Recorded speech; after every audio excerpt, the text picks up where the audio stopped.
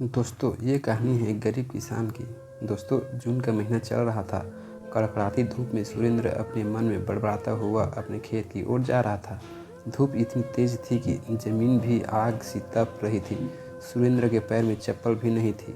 वो नंगे पैर लंबे लंबे पंगों से आगे बढ़ता जा रहा था। उसको अपनी नहीं बल्कि अपने खेतों की बहुत ज़्यादा फिक्र थी।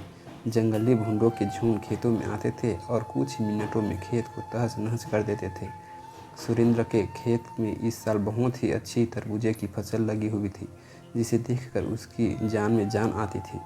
उसके पास पैसा नहीं था, लेकिन उसने गांव के ही एक ज़मींदार से पैसा उधार लिया हुआ था, जिस पर ज़मींदार का ब्याज बहुत तेज़ी से बढ़ते जा रहा था।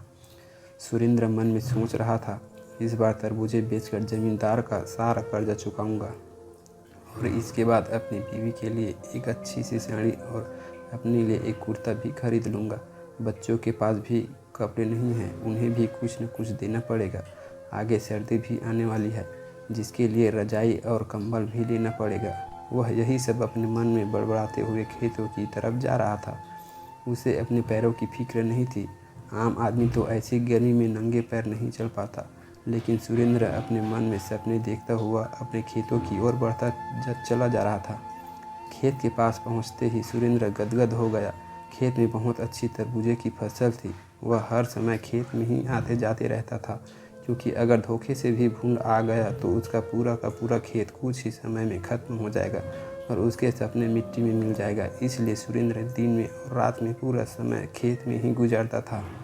सुरेंद्र की पत्नी की भी खुशी नहीं समा रही थी, क्योंकि 10 साल बाद उनके खेतों में इतनी अच्छी फसल लगी हुई थी, लेकिन गर्मी बहुत ज़्यादा था।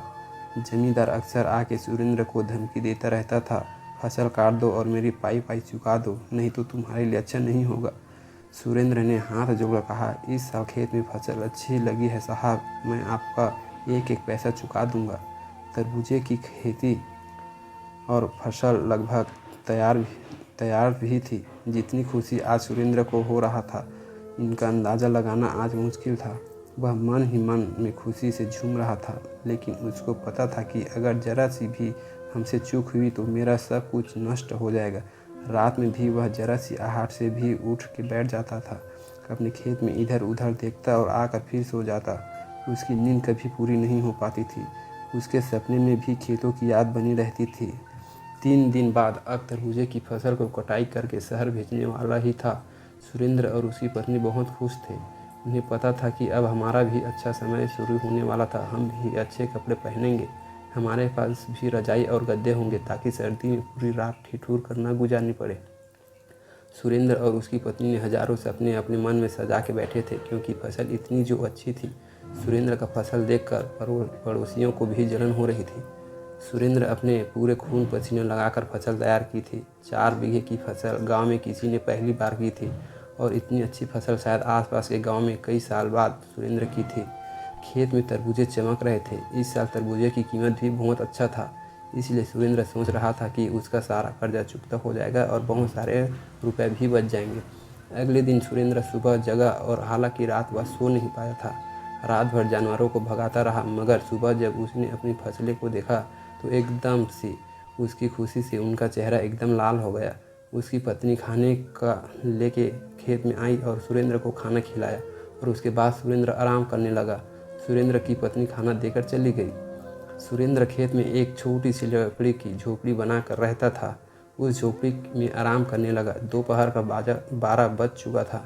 सुरेंद्र भी उठ कर इधर उधर देख रहा था, क्योंकि दोपहर में जंगली भूंडों का खतरा ज़्यादा बना रहता था। चारों तरफ धूप के कारण सन सन की आवाज़ आ रही थी। चारों ओर सन्नाटा छाया हुआ था। सुरेंद्र के खेत गांव की दूरी लगभग 1 किलोमीटर थी। सुरेंद्र ने इधर उधर देखा, कोई जानवर दूर दूर तक नहीं था। यह सोचकर वह आराम करने लगा। इतने में ही उसे कब नींद आ गई उसे पता ही नहीं चला। सुरेंद्र को नींद आते ही एक भूंड का बड़ा झुंड आया और उसे खेत में टूट पड़ा। सुरेंद्र इतना थका हुआ था कि वह बहुत ही गहरी नींद में सो गया। उसे कुछ पता ही नहीं चला, और भूंड ने उनके खेत को कुछ ही मिनटों में पूरी तरह तहस नहस कर दिया। सारे तरबूजे और पौधे पूरी तरह नष्ट कर दिया।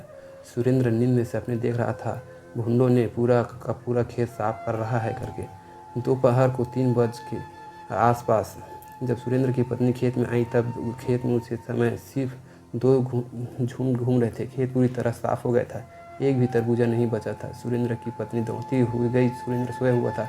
उसने सुरेंद्र को जगाया। जब सुरेंद्र उठकर अपने खेत की तरफ देखा तो उसका पूरा रंग ही उड़ गया। वह वहीं पर अपना माथा पटकने लगा। उसके सारे सपने बस थोड़ी ही देर में चकनाचूर हो गए। वह सोच रहा था, जमींदार का कर्जा कैसे चुकाऊंगा। सुरेंद्र की पत्नी बेहोश होकर वहीं गिर गई। सुरेंद्र को भी होश नहीं था। उनको भारी झटका लगा हुआ था। वह बहुत बड़ा आदमी बनने का सपना नहीं देख रहा था। वह सिर्फ अपना घर सुधारने के बारे में सोच रहा था। लेकिन अब उसके सारे सपने पूरी तरह से टूट गए थे। सुरेंद्र और उसकी पत्नी के आंखें खेत को देखकर पत्थर सी हो गई थी। खेत में चर रहे दो भूंड भी अब जा चुके थे। शायद उनका भी पेट भर गया था। शायद उस खेत में खाने लायक कुछ भी नहीं था। देखा और सुरेंद्र भी वहीं आसमान की ओर देखा और गिर गया।